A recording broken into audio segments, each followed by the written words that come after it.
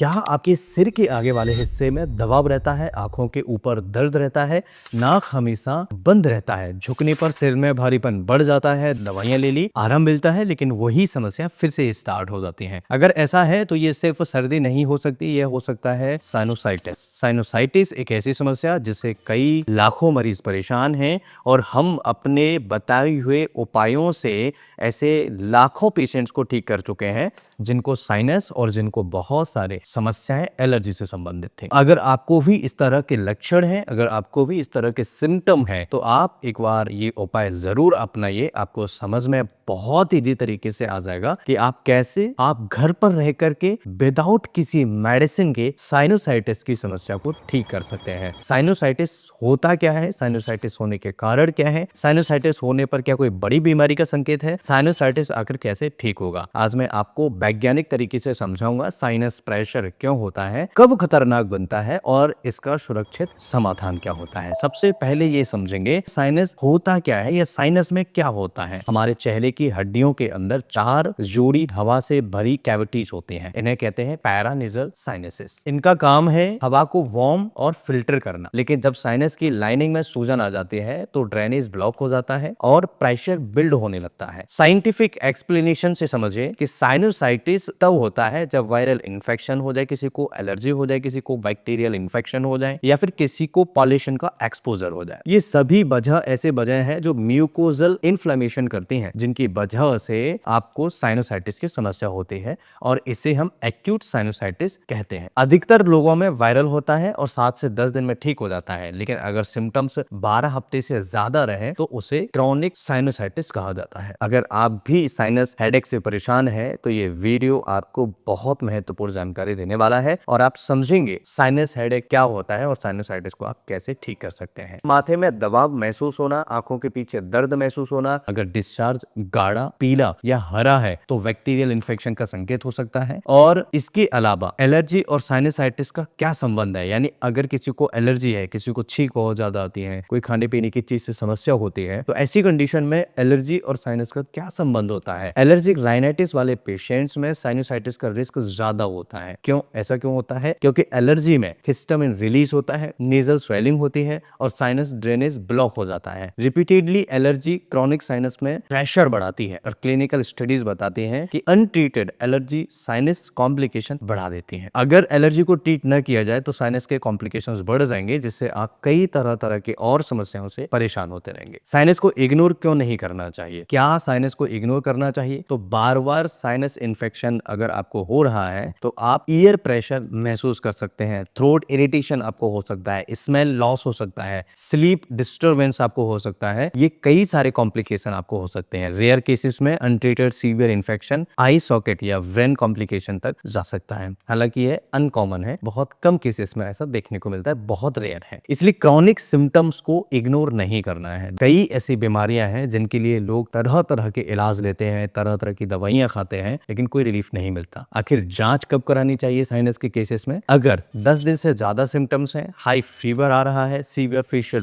Pen हो रहा है यानी चेहरे में दर्द हो रहा है, या रिपीटेड एपिसोड्स हो रहे हैं यानी कि महीने में 3 बार ये दिक्कत हो रही है या 4 बार ये दिक्कत हो रही है, तो इसे रिपीटेड एपिसोड्स कहते हैं। तो ईएनटी एवोल्यूशन बहुत जरूरी है। इस केस में एक्सरे, पीएनएस और सिटी स्कैन क्रॉनिक केसेस में बहुत ज्यादा इंपॉर्टेंट होता है। कन्वेंशनल ट्रीटमेंट की अगर हम बात करें तो एलोपैथी में एंटीहिस्टामिन्स दवाइयां दी जाती हैं, डिकंजेस्टेंट दवाइयां दी जाती हैं, नेजल स्टेरॉइड स्प्रे दिए जा सकते हैं, एंटीबायोटिक्स दवाइयां दी जा सकती हैं जो सिलेक्टेड केसेस में होती हैं। लेकिन हमेशा ध्यान रखिए किसी भी प्रकार की मेडिसिन को बिना डॉक्टर के कंसल्टेशन आपको नहीं लेनी है। पहले डॉक्टर से बात करिए, डॉक्टर को अपनी पूरी स्थिति बताइए, उसके बाद मेडिसिन का सेवन करिए। कई ऐसे मरीजों से मैं मिलता हूं और कई मरीजों में स्प्रे बंद करते ही नेजल ब्लॉकेज शुरू हो जाता है। क्या आपको पता है लॉन्ग टर्म स्टेरॉइड यूज करने से म्यूकोजल थिनिंग बढ़ सकती है या थिनिंग हो सकती है? अगर होम्योपैथी की अगर हम बात करें तो होम्योपैथिक में कई सारी दवाइयां हैं जो क्रॉनिक साइनस के लिए और एक्यूट साइनस में बहुत अच्छा काम करती हैं। पेशेंट्स में अक्सर ठंडी हवा से बढ़ना समस्या या धूल मिट्टी के संपर्क में आने से रिएक्शन हो जाना,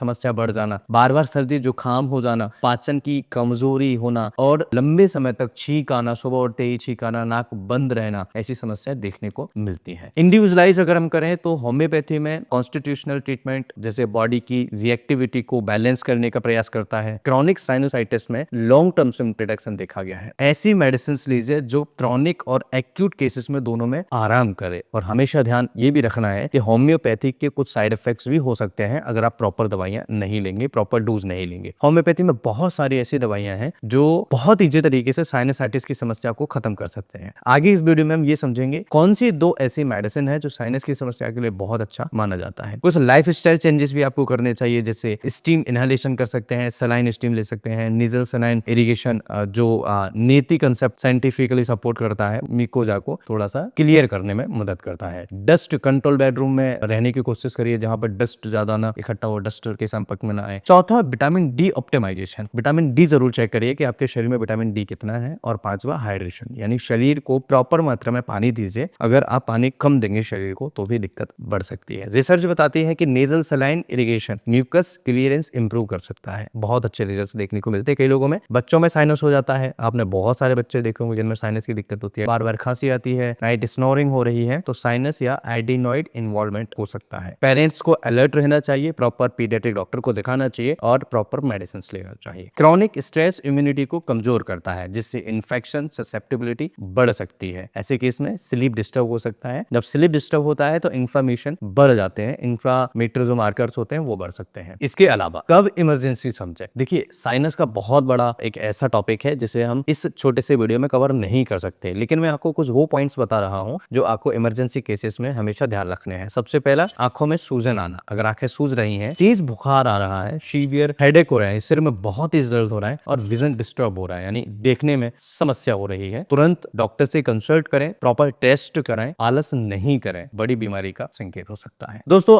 होम्योपैथी की अगर हम बात करें तो कौन से ऐसे मेडिसिन है जो होम्योपैथी से बड़ी इजी तरीके से इसे कंट्रोल करते हैं और होम्योपैथी अच्छा काम करती है। साइनोसिन नामक मेडिसिन आता है, बहुत अच्छा रिजल्ट्स हमें देखने को मिलता है। कोई पेड प्रमोशनल, कोई स्पॉन्सर्ड वीडियो नहीं है। साइनोसिन बहुत अच्छा मेडिसिन है, साइनोसिन अच्छा काम करता है। जिन भी मरीजों की उम्र 20 साल से अधिक है, ऐसे मरीजों में 15 से 20 बूंद दिन में 2 बार सुबह शाम को मरीज को दिया जा सकता है। अच्छे रिजल्ट्स आते हैं और साइनस की समस्या में आराम मिलना स्टार्ट होता है। अगर हम बात करें कि मेडिसिनल पावर अगर हमें देनी हो, किसी को पोटेंशियल सेपरेट अगर देना हो, तो बहुत अच्छा मेडिसिन होम्योपैथी में argentum nitricum. Argentum nitricum sinus के केसेस में, लंग्स के केसेस में जिनको बलगम जमता है, बनता है, इकट्ठा होता है और छाती से आवाज आती है, इन्फ्लेमेशन हो जाता है म्यूकस की वजह से, ऐसे केसेस में बहुत अच्छा काम करता है। तो आप ये दोनों मेडिसिन का जरूर उपयोग कराइए अपने पेशेंट्स को और मुझे कमेंट करके जरूर बताइए कि मेडिसिन खाने के बाद कितना रिलीफ हुआ। अपने डॉक्टर से जरूर कंसल्ट करिए मेडिसिन लेने से पहले, ये हमेशा ध्यान रखिए। खाने पीने में कुछ परहेज करना है, जैसे ठंडी चीजें, खट्टी चीजें, बाहर की चीजें, दूध या दूध से बनी हुई चीजें नहीं खाना है, स्पेशली शाम के समय नहीं खाना है, ये हमेशा ध्यान रखिए। अगर किसी प्रकार की कोई प्रॉब्लम मरीज को होती है तो नियरेस्ट डॉक्टर को जरूर कंसल्ट करिए। देखिए, खान पान हमारा मेडिसिन का काम करता है। अगर आप खान पान प्रॉपर नहीं रखेंगे तो किसी बीमारी को ठीक करने में बहुत समय लगेगा, इसलिए खान पान को तुरंत बदलिए। खान पान ही हमारी मेडिसिनल पावर होती है, ऐसे समझ लीजिए, क्योंकि अगर नहीं होती तो पेट भरने से एनर्जी कैसे मिलती। तो समझने वाली बात है, खान पान प्रॉपर करिए, खान पान को सुधारिए और आप देखेंगे बहुत इजी तरीके से आपकी समस्या ठीक होना स्टार्ट हो जाएंगे। दोस्तों, मैं कई तरह के लाइव क्लासेस लेता हूं, शुगर कम करने के लिए, वजन कम करने के लिए, हाई ब्लड प्रेशर को बैलेंस करने के लिए और कई तरह के लाइफ स्टाइल डिसीजेस से